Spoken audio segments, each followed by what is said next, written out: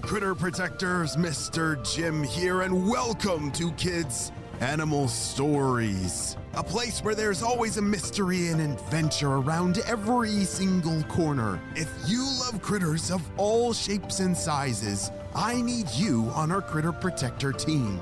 Join our adventure as we learn about critters from around the world and in our backyards. Well, my friends, are you ready for today's adventure? Me too, let's go!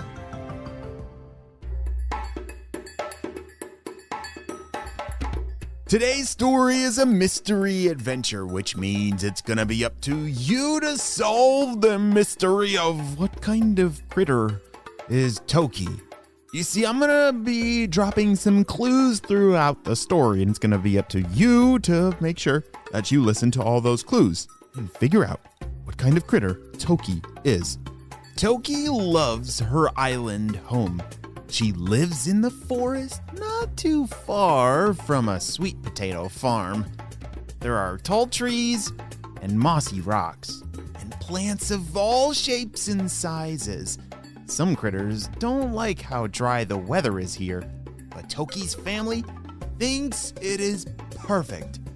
They do everything together: exploring, hunting, sunbathing, and sleeping high in the tree canopy.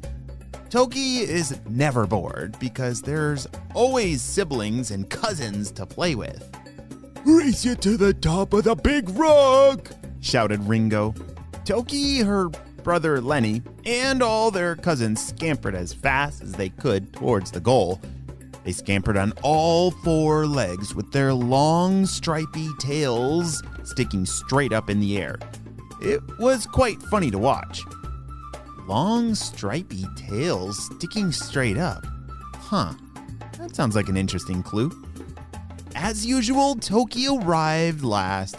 She was the youngest and had a hard time keeping up with the others, and made her a little grumpy. "Ugh, I'm so tired of being little," she yelled at no one in particular. After 5 more races, 2 games of tag, a few rounds of who can jump the highest, and a rock throwing contest, everyone was exhausted and split up to take a rest. Toky and Lenny found their mom sunning herself on the top of a large stump and munching on some tamarind leaves. Mom, can we have a snack?" asked the siblings. "Help yourself," she replied with a chuckle. They dove right in and began a race to see who could eat the most leaves the fastest. "Slow down," said their mom. "Not everything has to be a competition."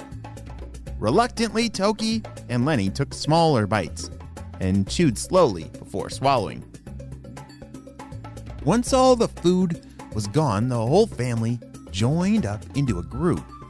Cousins and siblings and aunts and uncles and grandmas and grandpas all got ready to search for a place to sleep. Toky's mom was the troop leader, which means she had the important job of guiding the family and keeping everyone safe. "This way," she said as she moved deeper into the forest. Once everyone was moving in the same direction, Toky's mom turned to Toky and said, "Okay, up you go, kiddo."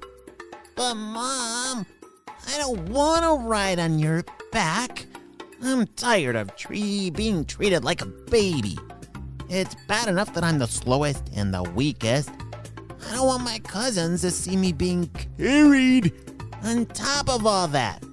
Come on, I'm big now. I can walk by myself like the others." "Okay, Toky, if you're sure," said her mom. "But try and remember that being little isn't a bad thing. It may surprise you to hear that sometimes I wish I could be a kid again. Being a grown-up can be hard and boring. It's much more fun to play all day with your friends." "Whatever, Mom," replied Toky, rolling her eyes. "I'm gonna go walk by Ringo and Lenny." She scampered off to the back of the group and joined the boys. who were busy playing I Spy. They looked up in surprise as they saw Toky approaching. Hey guys, guess what? I'm old enough to walk by myself. Can I join you? At first, walking was a lot of fun. The ground was soft under Toky's feet, and she felt really grown up. She even won a few games of I Spy. But before long, everything went downhill. Because Toky's legs were shorter than everyone else's, she had to take a lot more steps in order to keep up. Staying with the group was getting harder to do, and her feet were ouching. They were hurting. I will just rest for a few seconds. As long as I can see the troop, I'll be able to catch back up to them in no time. Keep going, guys. I'll catch up with you. She shouted as she plopped down on the ground. She rubbed her sore feet and took a few deep breaths before getting up again.